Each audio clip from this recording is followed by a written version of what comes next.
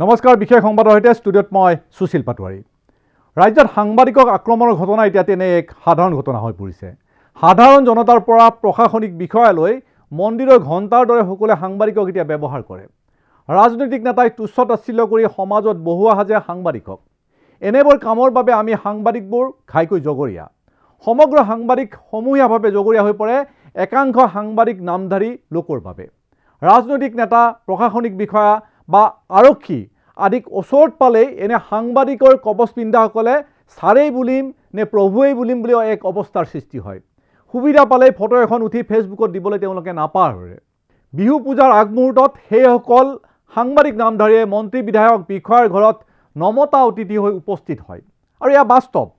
এনেবোৰ সাংবাদিকৰ এনে চৰিত্ৰ আৱিষ্কাৰ কৰি মন্ত্ৰীয়েই হওক, আৰক্ষী বিষয়াই হওক, সকলোৱে সাংবাদিকক এটা বৃত্তত সাঙুৰি লয় আৰু তাৰ পিছত শিকলি লগা কুকুৰৰ দৰে ব্যৱহাৰ কৰে সাংবাদিকক।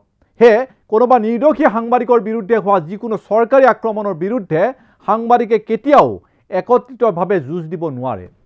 নগাঁৱৰ সাংবাদিক নিগ্ৰহৰ কাণ্ডই কওক বা কোনোবা জকাই চুকৰ সাংবাদিকৰ ক্ষেত্ৰতেই হওক, নীতি সকলোতে একেই। এটা উদাহৰণেৰে এই সকলোবোৰ কথা মই বুজাই দিবৰ চেষ্টা কৰিম। কিন্তু এইখিনিতে মই স্পষ্ট কৰি থওঁ যে মই যি উদাহৰণ দিব বিচাৰিছোঁ তাৰ জৰিয়তে কোনো ব্যক্তিক শুদ্ধ বা অশুদ্ধ বুলি প্ৰতিষ্ঠা কৰাটো মোৰ উদ্দেশ্য নহয়। মই মাথো ক'ব বিচাৰিম যে সাংবাদিকসকলক চফ টাৰ্গেট হিচাপে কেনেকৈ গ্ৰহণ কৰিব পাৰে। ছয়গাঁও বিধানসভা সমষ্টিৰ এটা সৰু অঞ্চল গৰৈমাৰী এটা ঘটনা। অঞ্চলটোৰ দুজন ব্যক্তিক আৰক্ষীয়ে কিবা এটা এক অপৰাধ সংক্ৰান্তীয় বিষয়ত গ্ৰেপ্তাৰ কৰিলে। অঞ্চলটোৰ এজন স্থানীয় সাংবাদিকে বিষয়টো গম পাই থানালৈ গ'ল আৰু সম্ভৱতঃ গ্ৰেপ্তাৰ বৰণ কৰা ব্যক্তি দুজন সাংবাদিকৰ চিনাকি আছিল। লকআপত থকা আছামীয়া সাংবাদিকে বাৰ্তালাপ কৰিলে, যিটো নিশ্চিতভাৱে বেআইনী কাম। কিন্তু সাধাৰণতে দেখা যায় যে আৰক্ষীয়ে সাংবাদিকৰ চিনাকি সূত্ৰে এনে বেআইনী কামবোৰ সাংবাদিকে কৰে। গৰৈমাৰীৰ প্ৰেছ ক্লাবৰ সদস্যৰ মতে ভাৰপ্ৰাপ্ত আৰক্ষী বিষয়াগৰাকী যোৱাৰ এক ঘটনাক কেন্দ্ৰ কৰি সেই বিশেষ সাংবাদিকজনৰ ওপৰত বহুদিনৰ পৰা নাৰাজ হৈ আছিলে। অৰ্থাৎ যোৱাৰ বাতৰি পৰিৱেশন কৰিছিলে সেই সাংবাদিকজনে। সেই এক ঘটনাক লৈ সাংবাদিকজনৰ সৈতে বেয়া ভাৰপ্ৰাপ্ত আৰক্ষী বিষয়াজনৰ। এয়া তাৰ স্থানীয় সাংবাদিকৰ অভিযোগ। সেয়া যিয়েই নহওক কিয়, সেই পতক তোলাৰ উদ্দেশ্য আৰু সুবিধা বুজি সাংবাদিকজনক গ্ৰেপ্তাৰ কৰিলে আৰক্ষীজনে। ভাৰপ্ৰাপ্ত আৰক্ষীয়ে সকলোকে গ্ৰেপ্তাৰ কৰাৰ যুক্তি সেই বুলিয়ে দিলে যে সাংবাদিকজনে তেওঁলোকৰ অনুমতি নোলোৱাকৈ লকআপত থকা আছামীৰ সৈতে কথা বতৰা পাতিছে। আৰু এয়া স্থানীয় সাংবাদিকসকলে কোৱা কথা। সঁচা মিছা আৰক্ষী আৰু অভিযুক্তই জানিব।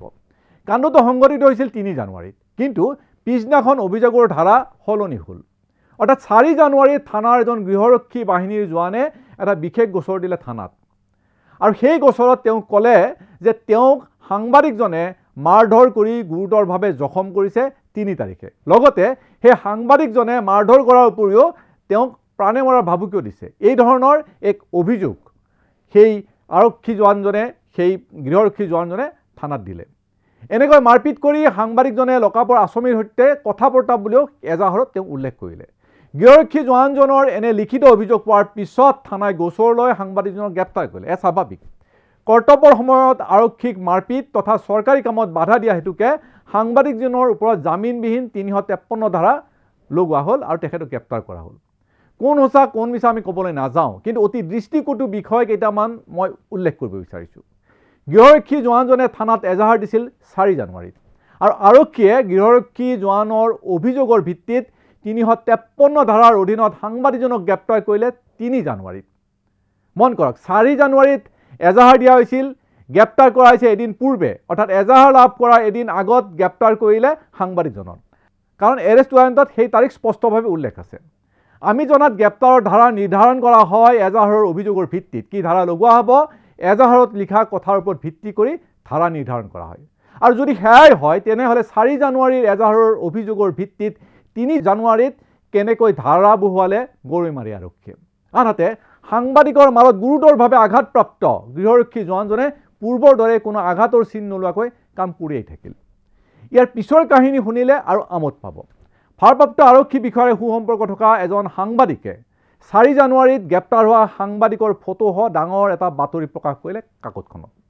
ৰাজ্যৰ বহুল প্ৰচাৰিত বাতৰি কাকতখনত খবৰটোৰ সাৰমৰ্ম আছিল এনেধৰণৰ যে গৰৈমাৰীত আৰক্ষীৰ বৃহৎ সফলতা, গোপন সূত্ৰৰ পমখেদি সাংবাদিক সৈতে অন্য দুজনক গ্ৰেপ্তাৰ গৰৈমাৰীৰ আৰক্ষীৰ। গুৱাহাটীৰ এজন যুৱকক এই 3 যুৱকে অপহৰণ কৰি আনি বৃহৎ ধনৰ দাবী দিছিল পৰিয়ালক আৰু অৱশেষত পৰিয়ালৰ এজাহাৰৰ ভিত্তিত আৰক্ষীয়ে গ্ৰেপ্তাৰ কৰে সাংবাদিক সহিতে সেই 2 দুৰ্বৃত্তক। এয়া আছিলে কাগজখনত প্ৰকাশ হোৱা বাতৰি। আমোদজনক কথা এয়ে যে লকাপত ৰখা 2 যুৱকক সেইদিনাখনে থানাই মুকলি কৰিলে। জেললৈ পঠাইছে কেৱল সাংবাদিকজনক। আৰক্ষীয়ে লাভ কৰা এজাহাৰৰ কাৰণ ভিন্ন আৰু সাংবাদিকে কৰা বাতৰিৰ কাৰণ ভিন্ন। গৃহৰক্ষী জোৱানৰ এজাহাৰখন যদি আমি বিশ্বাসত লওঁ তেনেহ'লে ক'ব পাৰি যে বাতৰি কাকতৰ সংবাদ দিয়া সাংবাদিকজনে ক্ষেত্ৰভিত্তিক অধ্যয়ন নকৰাকৈ বাতৰি যুগুত কৰি পৰিৱেশন কৰিছে। এয়া নিশ্চিত যে কাৰোবাক তৈলমৰ্দন কৰিবলৈ যুগুত কৰা হৈছিল এই প্ৰতিবেদন। মই পূৰ্বতে কৈছোঁ এই ঘটনাৰ বিশ্লেষণ দিয়াৰ উদ্দেশ্য গ্ৰেপ্তাৰ হোৱা সাংবাদিকজনক নিৰ্দোষী বুলি প্ৰমাণ কৰাটো নহয়। যিহেতু বিষয়টো আদালতৰ বিচাৰাধীন গতিকে সেয়া ন্যায়ালয়ে ৰায়দান দিব। কিন্তু প্ৰশ্ন হৈছে কাৰোবাক তোষামত কৰিবলৈ আমাৰ কোনো সাংবাদিকে নিজৰ কোনোবা সতীৰ্থক বলিৰ পঠা সজোৱা নাই জানো? নগাঁও বা গৰৈমাৰী যি কাণ্ডই নহওক কিয় আমাৰ মাজৰ একাংশ সাংবাদিকৰ এই তৈলমৰ্দনৰ স্বভাৱৰ বাবেই চৰকাৰ প্ৰশাসনে আক্ৰমণৰ সহজলভ্য কৰি লয় সাংবাদিকক। সমাজৰ একাংশ নিৰ্দোষী সাংবাদিক এই আক্ৰমণৰ বলি হয়। আনহাতে চৰকাৰে প্ৰশাসনিক সংস্কাৰৰ বাবে যিবোৰ কথা কৈ থাকে সেইবোৰ সাধাৰণ জনতাক দেখুৱাবলৈ কোৱা কথাহে। আজিও বৃহৎ সংখ্যক আমোলা বিষয়া আৰক্ষীৰ ৰুঢ় ব্যৱহাৰ দেখিলে আপোনাৰ এনে লাগিব যেন চৰকাৰে তেওঁলোকক তেনে ব্যৱহাৰ কৰিবলৈ নিৰ্দেশে দি থৈছে। অৰ্থাৎ চৰকাৰৰ কথা আৰু কামত স্বৰ্গমত্যৰ প্ৰভাৱ আৰু তাৰ ওপৰত আমাৰ সাংবাদিকৰ সকলো সাংবাদিকক মই একাকাৰ কৰা নাই, একাংশ সাংবাদিকৰ এই তৈলমৰ্দন স্বভাৱে বিপদত পেলাই আছে একাংশ সহজ সৰল নিৰ্জু সাংবাদিকক। গতিকে সাংবাদিক একত্ৰিত হ'বলৈ হ'লে সাংবাদিকসকলেও নিজক পৰিৱৰ্তন কৰিব লাগিব। ধন্যবাদ।